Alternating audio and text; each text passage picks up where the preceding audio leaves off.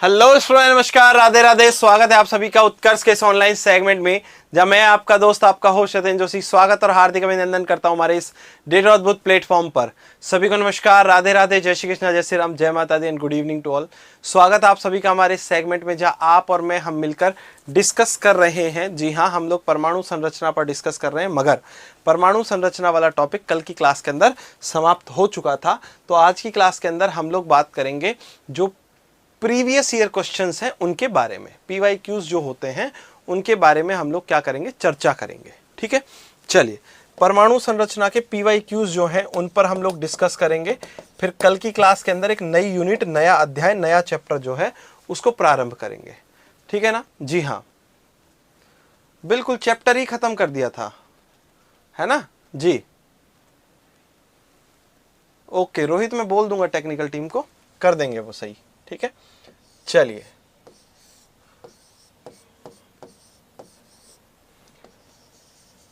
परमाणु संरचना, जिसको हम लोग क्या कहते हैं, एटॉमिक स्ट्रक्चर कहते हैं। क्या कहते हैं? Atomic structure.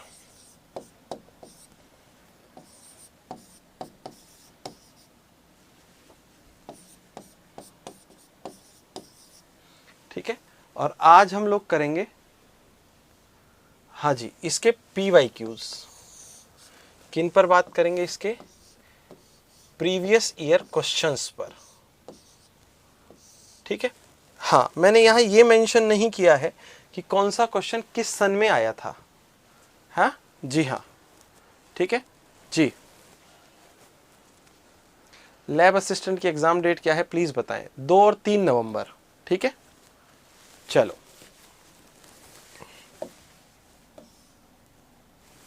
देखो पहला क्वेश्चन क्या कह रहा है, ध्यान से सुनिएगा।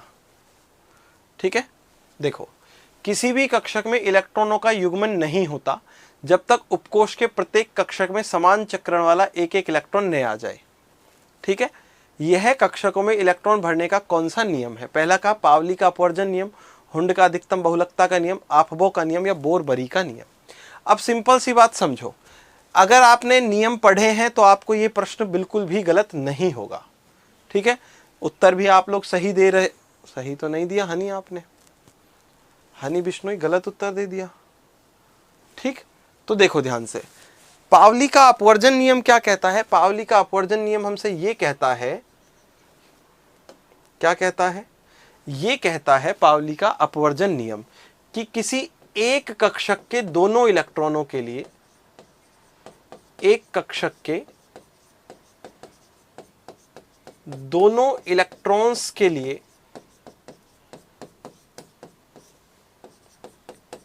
चारों क्वांटम संख्याएं, क्या चारों क्वांटम संख्याएं कैसी नहीं हो सकती? समान नहीं हो सकती। ठीक है, ये हो गया। फिर दूसरी बात, जब भी कक्षक में एक इलेक्ट्रॉन का युग्मन नहीं होगा जब तक उपकोष के प्रत्येक कक्षक में समान चक्रण वाला एक एक इलेक्ट्रॉन न आ जाए, तो ये किसका नियम है? हुंड का अधिकतम बहुलकता का नियम है। ठीक है, क्या? हुंड का अधिकतम बहुलकता का नियम है। आफबो का सिद्धांत क्या कहता है? आफबो का सिद्धांत ये कहता है कि कक्षकों में इलेक्ट्रॉन जो है, कक्षकों में इलेक्ट्रॉन कक्षकों की बढ़ती ऊर्जा के क्रम में भरे जाते हैं। कक्षकों की बढ़ती ऊर्जा के क्रम में भरे जाते हैं। कैसे क्रम में? बढ़ती ऊर्जा के क्रम में भरे जाते हैं। ठीक, वहां फिर हम लोग बात करें बोर-बरी का नियम, जिसको N+L का नियम कहते हैं। N+L का नियम हमसे क्या कहता है कि इलेक्ट्रॉन पहले उस कक्षक में प्रवेश करता है, इलेक्ट्रॉन पहले उस कक्षक में प्रवेश करता है जिसके लिए N+L का मान कम हो। मगर यदि किसी कक्षक के लिए N+L का मान, किसका मान? N+L का मान जो है वो समान है दो कक्षकों के लिए, तो इलेक्ट्रॉन वहां जाएगा जहां N का मान कम होगा। तो इस प्रश्न का सही उत्तर क्या है? ऑप्शन बी है। ठीक है, 2016 में पूछा था शायद ये क्वेश्चन। ये लैब असिस्टेंट के पीवाईक्यूज हैं। ठीक है, किसके? लैब असिस्टेंट के। चलिए, एक कक्षक में ध्यान देना, क्या कह रहा है क्वेश्चन? एक कक्षक में विपरीत चक्रण वाले अधिकतम 2 इलेक्ट्रॉन ही उपस्थित होते हैं। ये किस नियम की पालना करते हैं? पावली के अपवर्जन नियम की, हुंड के अधिकतम बहुलकता के नियम की, N+L के नियम की, अर्धपूरितम पूर्णपूरित कक्षकों के स्थायित्व के नियम की। तो भाई यहां देखो, एक कक्षक में 2 इलेक्ट्रॉन, कक्षकों में अधिकतम इलेक्ट्रॉन के बारे में किसने बताया था? कक्षकों में इलेक्ट्रॉन के बारे में बताया था पावली ने। पावली के अपवर्जन नियम के हिसाब से ही क्या कक्षकों में अधिकतम इलेक्ट्रॉन बताए थे। इसने ही बताया था ना कक्षक में अधिकतम इलेक्ट्रॉन, मैक्सिमम इलेक्ट्रॉन क्या बताया था? 4l+2 बताए थे। और यहां पर यह भी बताया था, बी नहीं आएगा, अधिकतम 2 इलेक्ट्रॉन उपस्थित होते हैं, अधिकतम इलेक्ट्रॉनों की बात, ठीक है, क्या? अधिकतम इलेक्ट्रॉनों की बात। और मैक्सिमम इलेक्ट्रॉन जो है ये भी बताए थे कि कक्षक में विपरीत चक्रण वाले 2 इलेक्ट्रॉन आएंगे। कितने इलेक्ट्रॉन? 2 इलेक्ट्रॉन, ठीक है। थोड़ा ध्यान दो भाई, ए नहीं आएगा, सॉरी ए ही आएगा, बी नहीं आएगा। बी तो अभी पढ़ के आए, N+L का नियम, अर्धपूरित पूर्णपूरित कक्षकों के स्थायित्व का नियम। अर्धपूरितम पूर्णपूरित कक्षकों के स्थायित्व का नियम क्या कहता है कि अर्धपूरित विन्यास मतलब P3 D5 F7 और पूर्णपूरित विन्यास P6 D10 F14, ये दोनों विन्यास जो हैं ये कैसे हैं? अधिक स्थायी हैं। अन्य विन्यासों से कैसे हैं? ये अधिक स्थायी हैं, ठीक है जी हाँ, कैसे हैं? अधिक स्थायी है। अगला प्रश्न देखो, परमाणु के नाभिक में पाए जाते हैं धनावेशित प्रोटॉन, बिल्कुल पाए जाते हैं। आवेश रहित न्यूट्रॉन, बिल्कुल पाए जाते हैं। इलेक्ट्रॉन नहीं पाए जाते। तो उत्तर क्या होगा? ए व बी दोनों। इलेक्ट्रॉन कहां पाए जाते हैं? इलेक्ट्रॉन नाभिक के चारों ओर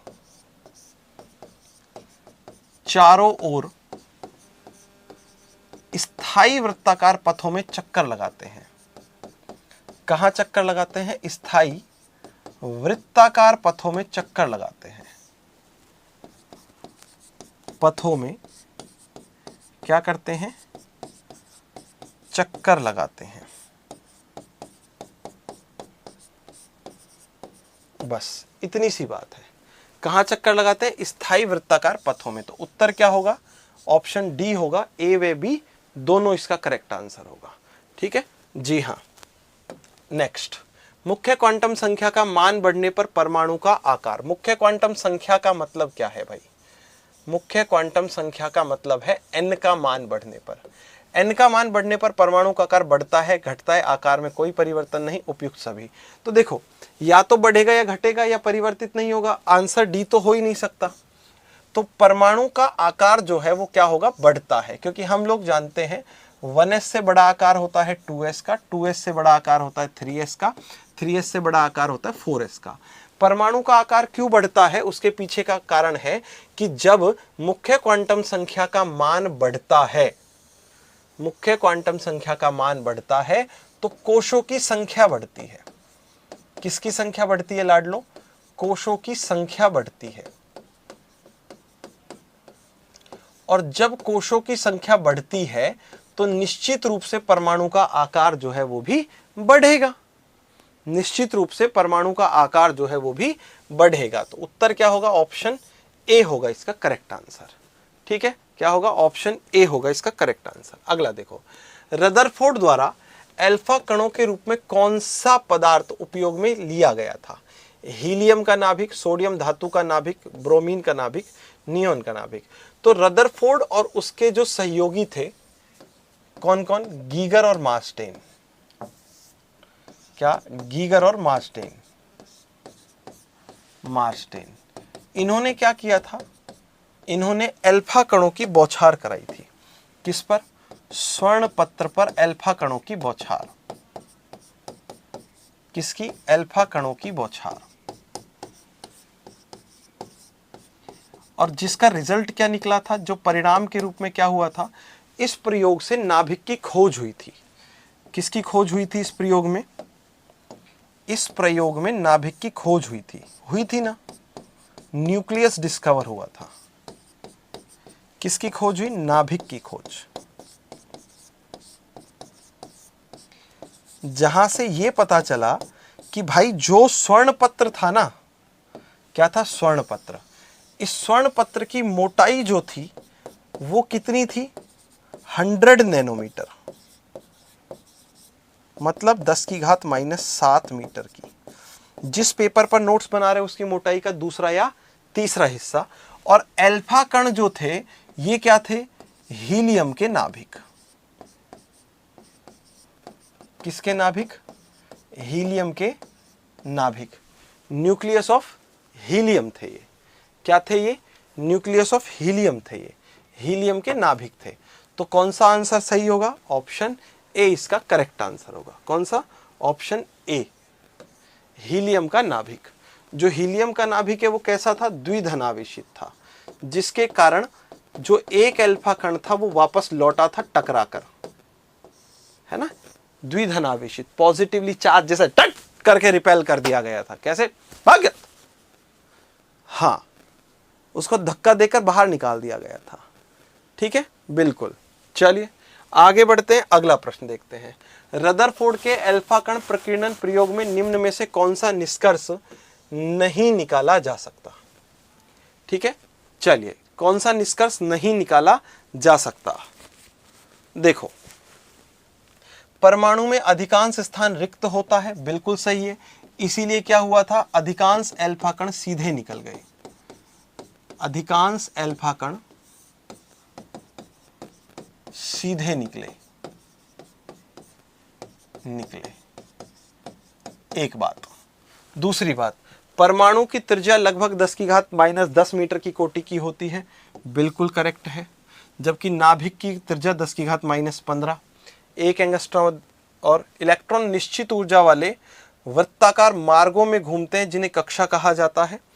ठीक है, इलेक्ट्रॉन और नाभिक आपस में स्थिर विद्युत आकर्षण बलों से बंधे रहते हैं।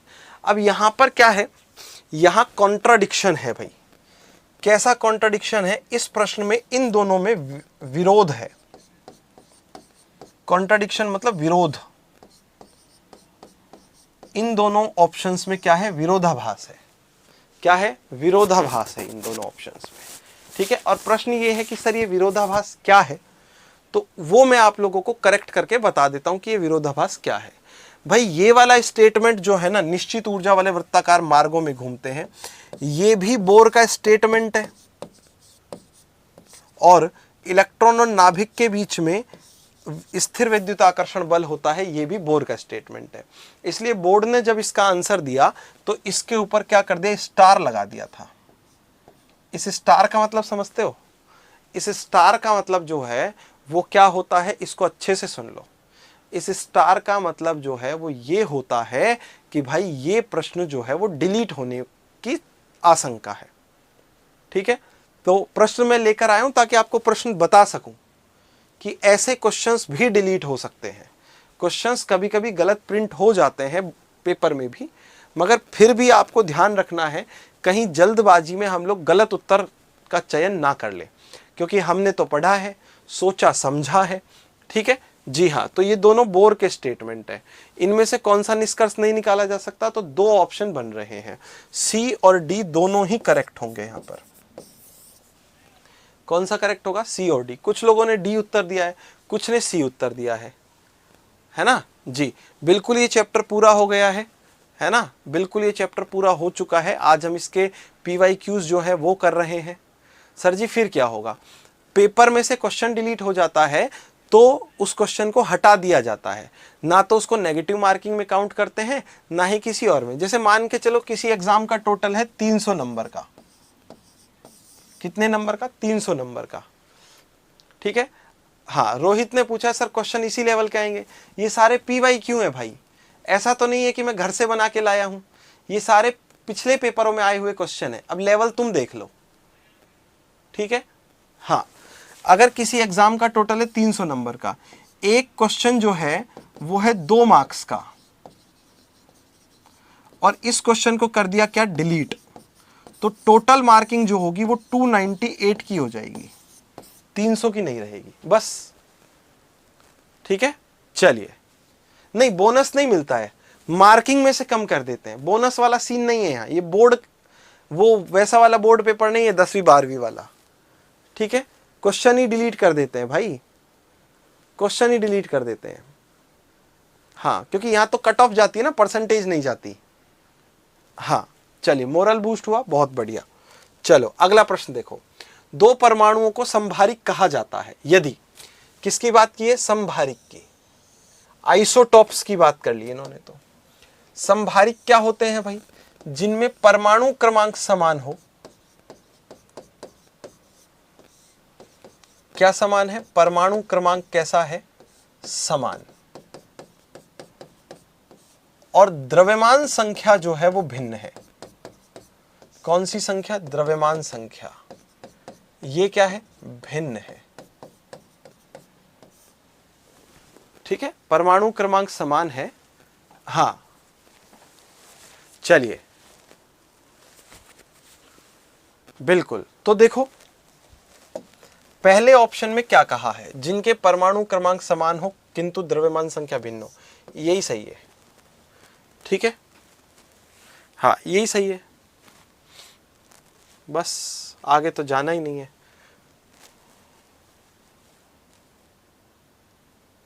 यहां देखो, प्रोटॉन और न्यूट्रॉनों की संख्या का योग समान हो, तो प्रोटॉन और न्यूट्रॉनों की संख्या, एक बार इस ऑप्शन को और चेक करो, उत्तर नहीं है ये, मगर यहां से एक और क्वेश्चन बन रहा है।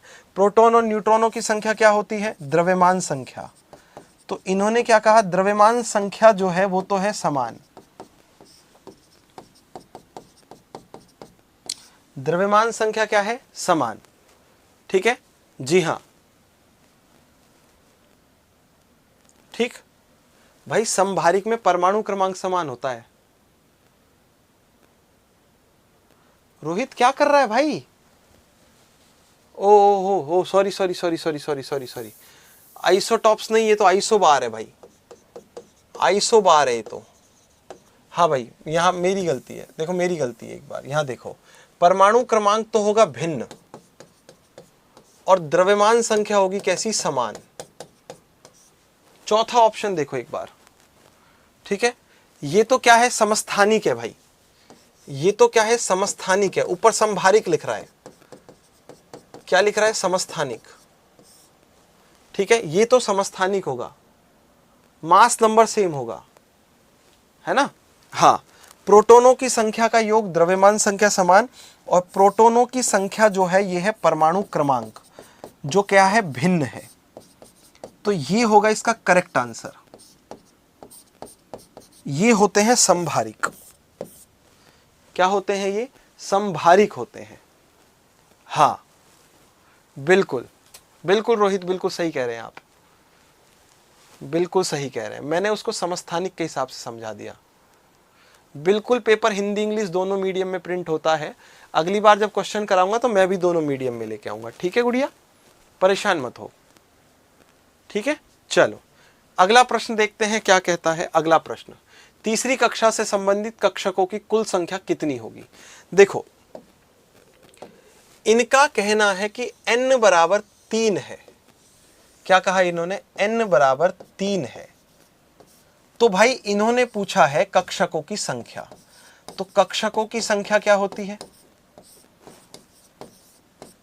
कक्षकों की संख्या क्या होती है, हमने बताया था कहीं आपको n स्क्वायर, तो 3 का स्क्वायर कितना होगा, 3 का स्क्वायर कितना होगा, डन टन, कितना होगा, 9 होगा, ठीक है जी। आगे देखो, कोणीय कक्षक कोणीय संवेग निम्न में से किस पर निर्भर करता है, ठीक है जी। क्या, कक्षक कोणीय संवेग निम्न में से किस पर निर्भर करता है।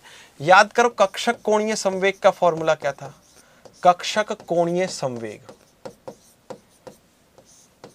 संवेग क्या था formula, root of L into L plus 1 H upon 2 pi. तो किस पर डिपेंड कर रहा है, द्विगंशी क्वांटम संख्या पर। किस पर डिपेंड कर रहा है, केवल द्विगंशी क्वांटम संख्या पर डिपेंड कर रहा है, ठीक है जी। हीना लाइव ही हूं, ठीक है। चलो, और यदि बात आती चक्रण कोणीय संवेग की, तो किसकी बात आती सखा, चक्रण कोणीय संवेग की बात आती तो चक्रण कोणीय संवेग जो होता है वो होता है root of s into S plus 1 h upon 2 pi होता है ना, ये होता है।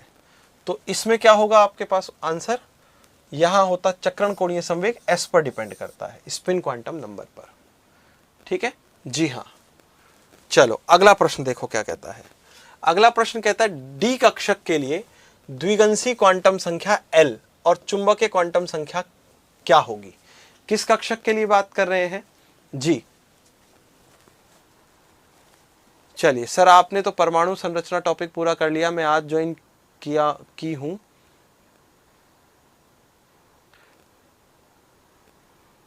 नहीं, केवल कांता ऐसा नहीं पूछते, उसमें चक्रण कोणीय संवेग पूछा है, एन की एल पर डिपेंडेंसी की बात नहीं की है। ठीक है ना। चलिए तो देखो, या कल से न्यू टॉपिक है, पढ़ाई करूं।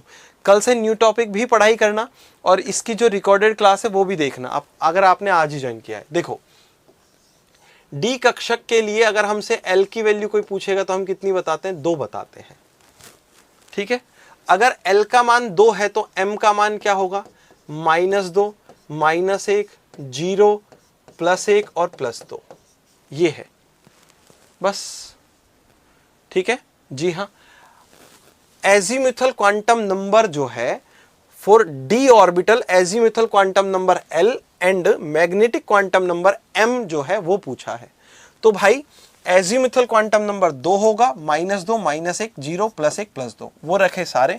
आंसर होगा ऑप्शन ए। अगला देखो, क्वांटम संख्याओं में निम्न में से कौन सा समुच्चय वह जो एक सिद्धांत के अनुसार नहीं है।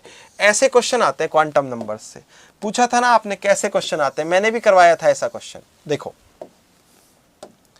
अब यहां देखो, n का मान -3 है, l का मान 2 है।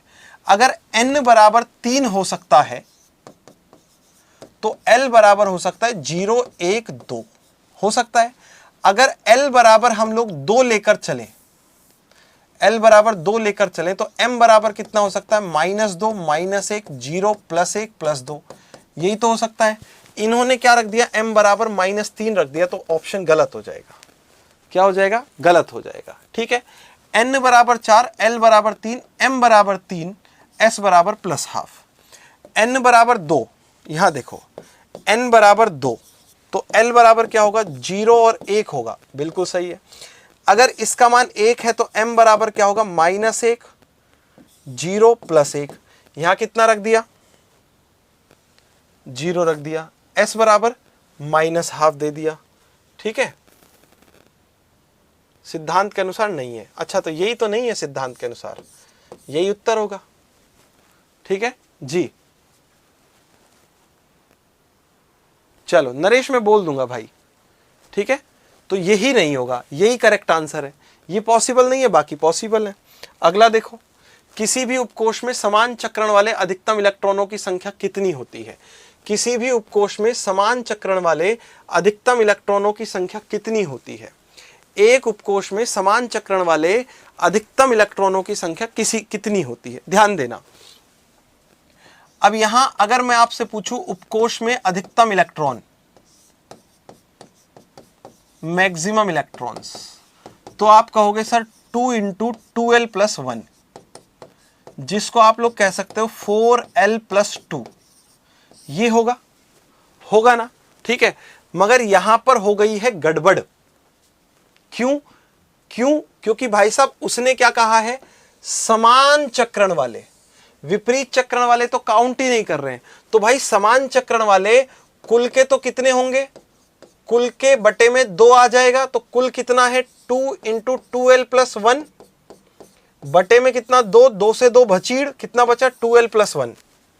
Option C. क्वेश्चन को पढ़ो तब उत्तर निकलेगा, जल्दबाजी में गलत ही होगा सखा। क्वेश्चन को पढ़ो तब उत्तर निकलेगा, जल्दबाजी में गलत ही होगा। विशाल बिल्कुल इंग्लिश मीडियम में क्वेश्चन प्रोवाइड हो सकते हैं, और मैं कह रहा हूं नेक्स्ट टाइम मैं जब क्वेश्चन लेकर आऊंगा तो इंग्लिश मीडियम में लेकर आऊंगा। अब आप लोग ऐसा कर सकते हैं कि पेपर जब आप साइट पर से डाउनलोड करें तो उसके अंदर आपको question Hindi medium English medium दोनों में मिलेंगे भाई।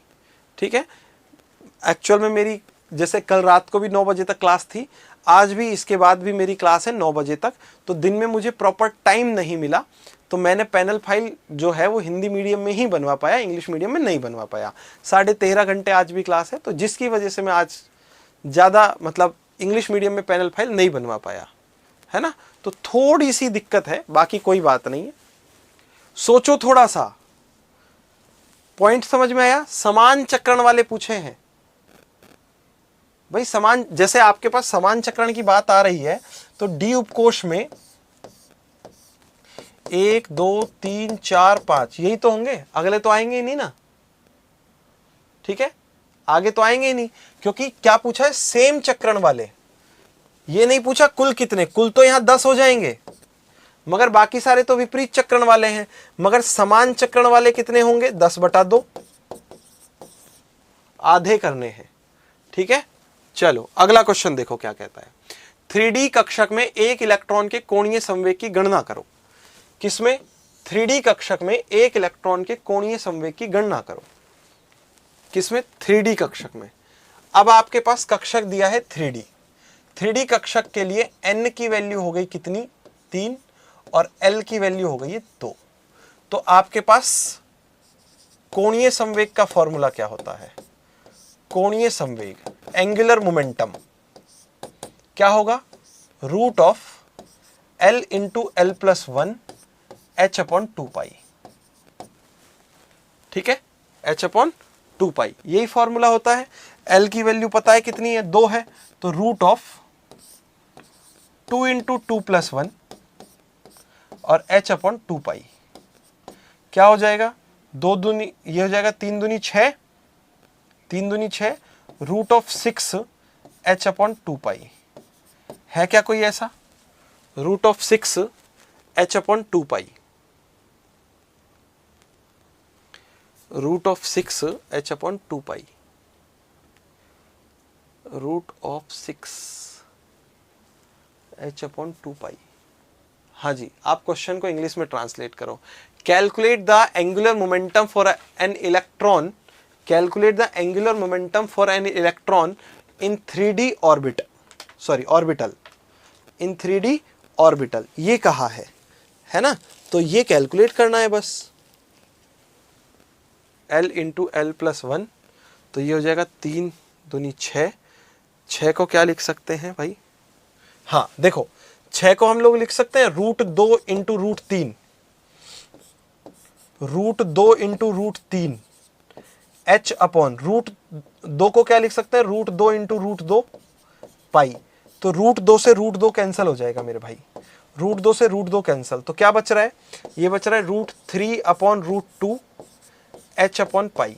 है क्या कोई ऑप्शन, अब देखो √3/√2 h/π, ऑप्शन सी होगा। 6 कहां से आया, रूट में 5 होगा, हे नरेश रूट में 5 कैसे आएगा, हाँ देख भाई, इन दोनों को जोड़ेगा तो कितना आएगा, 3, 3 का 2 से गुणा करेगा तो 3 दूनी 6, ठीक है ना, जी हाँ। चलिए चलिए दोनों करो ना, हर्षित शर्मा के नाम से संध्या आपने अभी कमेंट किया है, तो दोनों करो, है ना, जेल प्रहरी के लिए आप, हाँ ठीक है, जेल प्रहरी के लिए आप फिजिकल जो है उसकी तैयारी करो, 1-2 घंटे ग्राउंड जाकर आराम से उसकी प्रिपरेशन करो, और बाकी आप बैठकर आराम से जो प्रिपरेशन कर रहे हो वो करो बस, ठीक है। चलो तो ये आंसर होगा। अगला देखो, किसी कण में एक कण है, उस कण में 5.5 × 10⁻16 कूलाम के आवेश को धारण करने के लिए कितने इलेक्ट्रॉन उपस्थित होंगे। कितना है, 5.5 × 10⁻16, ठीक है, कितने इलेक्ट्रॉन उपस्थित होंगे। एक इलेक्ट्रॉन का आवेश कितना होता है, आवेश 1.6 × 10⁻⁻19, इसका भाग दे दो इसमें, ठीक है, इसका भाग दे देंगे तो क्या आ जाएगा, 5.5 × 10⁻16 अपॉन 1.6 इंटू 10⁻−19। -19 ऊपर जाएगा तो प्लस का हो जाएगा, ठीक है। तो ये हो जाएगा 5.55/16 कर लो एक तरीके से। तो 55 इधर, 16 इधर, 16 दूनी 32, 16 तिया 48, ठीक है। 3 वाले एक ही है, हालांकि उत्तर मिल गया हमें। तो यहाँ से कितना बचेगा, 15 में से 8 गए तो 7, और यहाँ हो जाएगा 0। 16 दूनी 32, 16 तिया 48, 16 चौक 64, ठीक है। तो यहाँ 64 हो गया, यहाँ बचेगा 6, 16 तिया 48, यहाँ बचा 12, फिर 0, और फिर वो आगे चलता रहेगा जो चलता रहेगा, ठीक है। तो ये आ गया 3, 4, 3 जो भी है आगे तक, और जो भी भाग जाने पर जा रहा है। और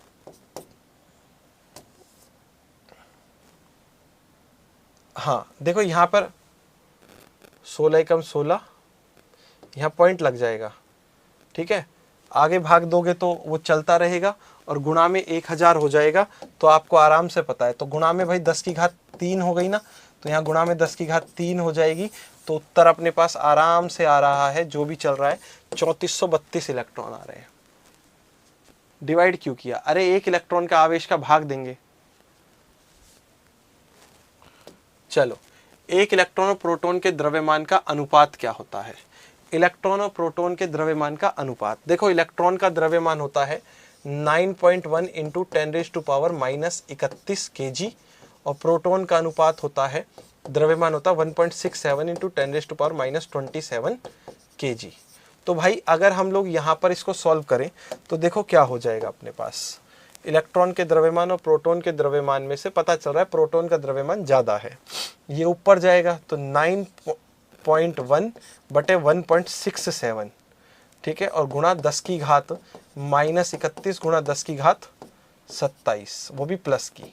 तो ऊपर कितना बचेगा, तो वहाँ से देख लो, ये पॉसिबल नहीं है, ठीक है, ये भी पॉसिबल नहीं है, इन दोनों में से एक बचेगा। सिंपल बात है, अगर आगे वाला यहाँ से नेगेटिव आ रहा है तो नीचे वाला अपने आप पॉजिटिव हो जाएगा, सी। अगला क्वेश्चन ये कहता है एल्यूमिनियम के 12वें इलेक्ट्रॉन की क्वांटम संख्या कैलकुलेट करनी है। कौन से इलेक्ट्रॉन की, 12वें इलेक्ट्रॉन की। एल्यूमिनियम आता है 13 नंबर पर। कितने नंबर पर, 13 नंबर पर। 1s2, 2s2, 2p6, 3s2 और 3p3, सॉरी 3p1, ठीक है। अब देखो 2, 2, 4 और 6, 10 और 2, 12। यहाँ पर 3s2 के लिए जो दूसरा इलेक्ट्रॉन होगा, ये जो इलेक्ट्रॉन होगा, इसके लिए क्वांटम संख्या कैलकुलेट करनी है। तो भाई इसके लिए s की वैल्यू तो -12 पहले से डिसाइड है, क्योंकि विपरीत चक्रण वाला इलेक्ट्रॉन है। तो -12, देखो इसमें +12 है और इसमें +12 है, तो ये दोनों तो कट गए, ठीक है। अब देखो यहां से पता चल रहा है n की वैल्यू 3 है, n की वैल्यू 3 है, और s कक्षक के लिए l की वैल्यू 0, m की वैल्यू भी 0। तो 3 0 0 और -12, 3 0 0 और -12। अगला देखो, चुंबकीय क्वांटम संख्या किससे संबंधित है। आकृति से, आकार से, अभिविन्यास से, चक्रण से। चक्रण से s संबंधित है, आकृति जो है इससे l संबंधित, सॉरी हाँ, आकृति से l संबंधित है, आकार से n संबंधित है, और अभिविन्यास से ये सब। अगला देखो, एक त्रिधनात्मक आयन का इलेक्ट्रॉनिक विन्यास ये है तथा इसकी द्रव्यमान संख्या 27 है। इसके नाभिक में उपस्थित न्यूट्रॉन और प्रोटॉनों की संख्या क्या होगी। देखो त्रिधनात्मक, कोई भी हमें एक परमाणु दिया है जिसके ऊपर +3 चार्ज है, ठीक है, और उसके बाद है ये 1s2, 2s2 और 2p6, ठीक है। इसने 3 इलेक्ट्रॉनों का त्याग कर रखा है, ठीक है। इसकी द्रव्यमान संख्या कितनी है, 27 है, ठीक। अब 2p6 के बाद इसका मतलब क्या है, 3 इलेक्ट्रॉन त्याग है, ठीक है। तो प्रोटॉन अगर कैलकुलेट करेंगे हम लोग तो प्रोटॉन कितने होंगे, देखो प्रोटॉन कितने होंगे, 2 2 4 और 6 10 +3 जो इलेक्ट्रॉन त्यागे हुए हैं, है ना, वो तो कितना हो गया 13। प्रोटॉन का मत 13, और न्यूट्रॉन कितना हो जाएगा, क्या पूछा है, न्यूट्रॉन और प्रोटॉन। न्यूट्रॉन कितना हो जाएगा, 27 - 13 14। तो तो न्यूट्रॉन 14 है और प्रोटॉन 13 है। 14 और 13, 14 और 13 ऑप्शन डी करेक्ट होगा, है ना। बिल्कुल, कैलेंडर संजना उसमें पहले ही जारी कर दिया था, जहां लैब असिस्टेंट की एग्जाम डेट पहले से दी हुई है। और लैब असिस्टेंट की एग्जाम डेट जो है वो मैं आपको और क्लियर कर देता हूं। लैब असिस्टेंट की एग्जाम डेट एकदम तरीके से ध्यान रखो गुड़िया, जी हाँ, क्या है, 2-3 नवंबर, ठीक है। बस चलिए, एल्यूमिनियम होगा, बिल्कुल करेक्ट है। अगला देखो, इनको मिलान करना है, ठीक है। चलिए, इतने इजी क्वेश्चन आएंगे क्या सर? भाई जो पेपर में आए हैं वही मैंने आपके सामने रखे हैं। मैं फिर कह रहा हूं, मैं बनाकर नहीं लाया हूं, ये PYQs हैं सारे, मैं नहीं बनाकर लाया, ये सारे पिछले एग्जाम में आए हुए क्वेश्चंस हैं, ठीक है। फॉर्म कब भरे जाएंगे ये अभी नहीं पता है। चलो, इलेक्ट्रॉन का द्रव्यमान बताओ, इनमें से क्या होता है। इलेक्ट्रॉन का द्रव्यमान होता है 9.1 इंटू 10⁻31। इनको सही लिख लेंगे, है ना, 10⁻31 ऐसे लिखेंगे, ठीक है। 10⁻31, 10⁻19, 10⁻27 और 10⁸, ठीक है। चलो ऐसे लिखेंगे। प्रोटॉन का द्रव्यमान क्या होता है, 1.672 या 1.673, ठीक है। इलेक्ट्रॉन का आवेश ये रहा, ये यही बचा है। तो देखो, ABCD, ए कहाँ गया है, ए गया है 3 पर, बी कहाँ गया है 1 पर, सी गया है 2 पर और डी गया है 4 पर। 3 1 2 4, 3 1 2 4, ऑप्शन बी। और लास्ट क्वेश्चन, पी कक्षक की आकृति कैसी होती है? तो देखो, गोलाकार किसकी होती है, एस कक्षक की। द्विडंबलाकार किसकी होती है, डी कक्षक की। और पी कक्षक की आकृति कैसी होती है, डंबलाकार। कैसी होती है, डंबलाकार, ठीक है। तो ये हमारे पास थे PYQs, जिनको हम सॉल्व कर चुके हैं। अगली क्लास में स्टार्ट करेंगे हम लोग पेरियोडिक टेबल वाला चैप्टर, अगला अध्याय शुरू करेंगे हम लोग। अभी समय हो चुका है, क्लास पूरी हो चुकी है, बिल्कुल। चलिए, बिल्कुल निष्ठा, बिल्कुल, हाँ थोड़ी सी लेट हो गए हो, क्लास ऑलमोस्ट ख़त्म हो रही है। हमने PYQs पर बात कर ली है सखा, जी हाँ। और जितने PYQs थे वो सारे के सारे मैंने आपको करा दिए हैं। PYQs देखकर आपको एक बात समझ में आ गई होगी कि पेपर का लेवल जितना ज़्यादा सोच रहे थे उतना नहीं होता है, जितना ज़्यादा सोच रहे थे उतना नहीं होता है। हालांकि पेपर अच्छा आता है, ऐसा नहीं है जी, हाँ। चलिए, हाँ, नेक्स्ट टाइम इंग्लिश मीडियम वाले क्वेश्चन भी, इंग्लिश वर्जन भी लेकर आऊँगा, कोई दिक्कत नहीं है, ठीक है। हाँ, नेक्स्ट चैप्टर कौन सा होगा? चलो, नेक्स्ट चैप्टर होगा पेरियोडिक टेबल, आवर्त सारणी पढ़ेंगे अगला चैप्टर हम लोग, ठीक है। क्या पढ़ेंगे? आवर्त सारणी, पेरियोडिक टेबल। सिलेबस में देख लेना, पेरियोडिक टेबल में हमारे मॉडर्न पेरियोडिक टेबल ही है, मतलब मोजले वगैरह के नहीं है, तो डायरेक्ट मॉडर्न पेरियोडिक टेबल से ही शुरू करेंगे हम लोग, ठीक है। बेसिक में वैसे ही बता दूंगा आपको जी। चलिए, न्यूमेरिकल क्वेश्चंस तो नहीं आते हैं, 2-3 क्वेश्चन थे न्यूमेरिकल, आपने देख लिए, है ना। हाँ, कल से हम लोग स्टार्ट करेंगे अगला चैप्टर। अगर अगले चैप्टर का नाम है अपने पास पेरियोडिक टेबल। तो चलो, अभी मैं लेता हूँ आप लोगों से विदा। तो आप लोग पढ़ते रहिए, आगे बढ़ते रहिए। जय हिंद, जय भारत, जय जवान, जय किसान, जय विज्ञान, राधे राधे।